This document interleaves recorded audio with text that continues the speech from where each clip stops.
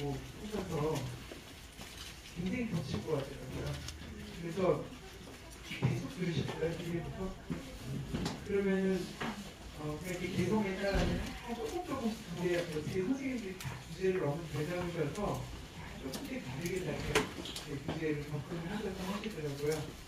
저는 그래서 좀 더 매일 적극적으로 대응을 해서 해야 채워져야 하는 이 사파가의 직업과 이성범의 선생님의 이렇게 하나를 지적하시는 이 기질과 이게 굉장히 충돌이 많았을 거다. 그래서 여러 가지로 굉장히 고심하시면서 항상 두 가지 직업을 유지하지 않았을까 이런 생각이 드는데 그래서 이게 어떻게 보면 이중의 정체성을 넘나든 미술가의 대표적인 케이스가 이성범 선생님이기도 해요. 이걸 이제 제가 혼종의 시대라고 얘기했는데 장르 간의 구별, 그 다음에 직업 간의 구별이 명확하지 않은 시대, 아직까지 이제 첫 시작이기 때문에 그래서 동양 화가가 사파가이자 장정가이자 이런 거를 결합해서 같이 했던 그런 시대이죠. 그래서 화가이자 기자로서의 어떤 중의 정체성을 넘나드는 아니죠. 실질적으로 보면 서구에서 이미 도미에라든가 아니면은 비어즐이라든가 이런 작가들이 19세기에 이미 사파가 일러스트레이터로 활동을 하고 있었고 그것이 근대기의 새로운 직업군으로 등장하는 그 초기 이 작가들이 돼요. 근데 이 도미에라든가 비어즐이라든가 이런 사람들이 이렇게 사파가이자 파나가이자 풍자 화가이자 이렇게 매체를 중심으로 한 이런 화가라는 새로운 직업군을 매체 안에 들어가는 그림을 그리기 시작했다는 얘기죠. 거기에 공부를 하기 시작했다는 얘기이기 때문에 이 사파가의 등장은 배경이 신문 잡지를 중심으로 한 언론 매체의 발달과 같이. 그래서 예를 들어서 소설가나 우리나라 대부분의 소설가들, 근데 소설가들의 첫 직업이 기자였던 경우가 많아요. 기자였다가 소설가가 된 경우가 많은 것처럼 이 미술가가 사파가를 하고 사파가가 미술가를 하는 그 두 가지가 같이 처음 시작된 이유, 그 무대는 신문 잡지라는 게 신문 잡지 책 이런 식의 근대적인 인터넷체의 발달, 이게 큰 이제 배경이 되죠. 그럼 우리는 언제부터 이런 사파가가 출현을 했을까를 따지고 들어가자면 결국 우리는 언제 근대적인 형태의 그러니까 인쇄 기술이 도입해서 책을 만들었을까를 따지고 들어가야 돼요. 그래서 그 시작이 1883년에 우리나라 이제 국영 인쇄국인 방문국이 설립이 되고 이때 활판 인쇄술이 도입되거든요. 그 활판 인쇄술이라는 건 이전에는 목판이었어요. 목판에 찍어서 말하자면 수목적으로 다 이렇게 찍어서 하나하나 했어야 한다면 활판은 나팔자 이렇게 끼워넣어서 하잖아요. 끼워넣어서 하고 그렇게 되면 자연히 기계식 인쇄 방식이 되고 그래서 출판물의 대량 생산이 가능하게 되죠. 그래서 우리나라는 원래 인쇄기술이 엄청 발달돼 있었지만 이때 와서 활판 인쇄술을 새롭게 도입해서 이때부터 이제 방문국 설립되고 그때부터 대략 한 1900년대까지가 이 활판 인쇄술부터 시작해서 석판 인쇄, 동판 인쇄 이런 게 도입돼요. 석판 인쇄나 동판 인쇄라는 건 글자를 활판으로 넣고 거기 그림은 동판이나 석판으로 만들어서 몇 번 같이 놓고 찍어서 돌렸다는 얘기거든요. 그러니까 그림을 그려서 그걸 석판이나 인쇄로 다시 옮겨서 그걸 다시 하는 그런 시대였어요. 그래서 그런 의미에서 근대적인 의미의 서적이나 신문, 잡지 이런 것들이 출현했던 거는 1900년대를 전후한 시기라고 할 수 있고 거기에 사파가 들어가는 일은 또 활자가 넣는 거랑 사파를 들어가는 건 또 다른 기술이잖아요.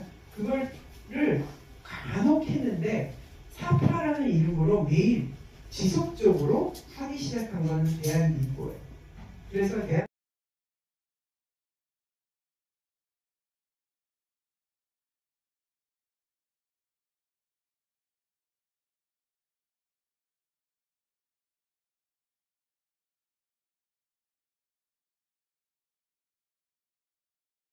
남편을 독살한 여성이에요.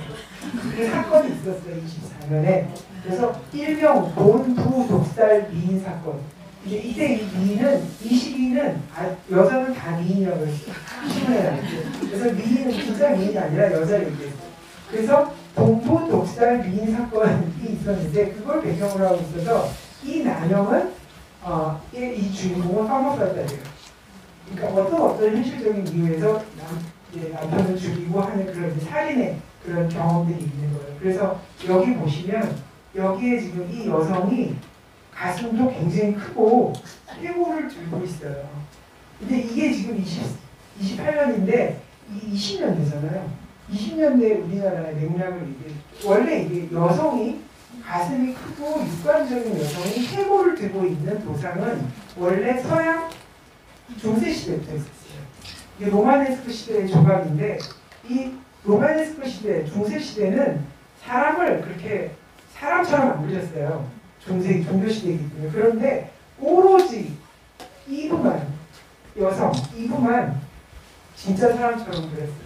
왜 그러냐면 그 이브에서 전달하고자 하는 바가 뭐냐면 육신으로 아담을 꼬셔서 죽음에 이르게 한 죄예요.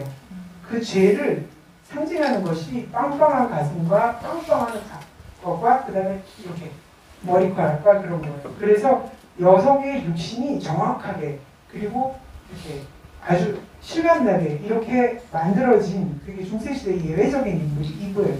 그래서 이렇게 머리가 막 이렇게 하고 가슴 나오고 여기 이렇게 해골바가지 들고 있는 이거는 이브이자 죄예요. 그래서 이 로마네스크 시대 조각 우리한테는 해골바가지 들고 빵빵한 여자가 죄를 의미하는 시각적 도상이 없잖아요. 그런데 그게 이제 19세기가 되면 이렇게 빵빵한 여성은 죄다라는 게 아예 그냥 뱀을 들고 있는 이런 식으로 가는 게 세계말 상징주의예요. 그렇게 놓고 본다면 이거는 매우 낯선 도상이에요. 매우 낯선 도상이고 그거는 말하자면 1920년대 대중이 너무나 쉽게 너무나 건너뛰어서 서구의 상징적인 도상 그리고 거기에서 나오는 여성의 어떤 이미지와 죄와 죽음과 해골과 빵빵한 여성의 이미지가 결합되도록 만드는 이거예요.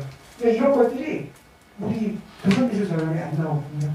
이런 게 그려지지 않는데 이게 그냥 이렇게 쉽게 그려지는 이런 그 예들이 지금 여기에 나오는 이런 거. 그 다음에 이거 보세요. 김관호의 1916년 해질녘이 처음 유기화했었는데 내일신부를 실을 때 김분의 그림은 사진이 동경으로부터 도착했으나 여인이 벌거벗은 그림이므로 사진을 기르지 못하는 이렇게 했었고 20년대 요 사파가 나올 그 즈음에 조선미술 전람회에 동양화가 김문호가 냈던 여성 그림 중에 이거 그려서 욕먹은 거예요. 이 여성이 기생이거든요. 근데 기생 그려서 좀 천하게 그려진 이 기생 모델 자체가 이게 이 생활을 그린다는 것 자체가 그 당시에는 낯설었어요. 이 정도도 욕먹는데 이런 거는 쉽지 않잖아. 근데 이런 것들이 문학을 통해서 상징주의 문학을 통해서 들어왔으나 그게 시각화가 잘 되진 않아요. 근데 이제 그렇게 시각화가 우리가 경험하는 건 이런 사파를 통해서 쉽게 경험이 가능했다는 거죠. 그 다음에 또 이건 더 놀라워요. 안석주 마작철학이라는 소설에 지금 여기에 이호석의 소설에 들어가는 안석주의 사파인데 이거 보시면 1930년 아까 유니슨이 얘기한 몽타주 뭐 큐비즘적인 어떤 화면 구성 그런 것들이 다 들어가요. 그러니까 이건 내용이 이게 지금 이 사람이 누구냐면 이 정주사예요. 이 정주사가 마작을 하면서 자기 머릿속 굉장히 복잡해. 지금 정원이 사업을 하는데 잘 안 돼. 뭐 태풍을 맞아서 죽었을라나 망했을라나 어쩌나 머리 복잡해요. 그래서 마작을 하면서 한쪽은 여기가 있고 한쪽은 여기가 있어요. 그래서 분열된 의식피계 이런 것들이 다시점으로 들어와 있는 거예요. 근데 이런 식으로 다시점이 들어오고 초실적인 어떤 화면처럼 이렇게 화면이 서로 이렇게 융합하고 하나로 보여지고 이런 게 1930년 우리나라 미술이 없었어요. 조선미술 전람에 없었어요. 이게 초현실주의적인 화면 이런 화면들이 나오는 거는 30년대 말에서 40년대 초쯤 됐을 때 조금 나와요. 이게 50N이면 이때 N은 원이에요. 일제강점기는 원이 N이거든요. 그럼 이제 50N이 50원인데 이 50원이 어느 정도 가격이었을까 생각을 해보면 좀 제일 높은 금류가 60에서 70원. 그러니까 50엔이면 기자들 중에 잘 가는 그래도 좀 처음에 조금 낮았다가 점점 가서 나중에 70엔, 80엔까지 갔잖아요. 그러니까 꽤 잘 가는 거예요. 환산을 해보면 지금으로 따지면 한 500만 원도 안 되는 것 같아요. 그 정도 되는 계산을 해보면. 그래서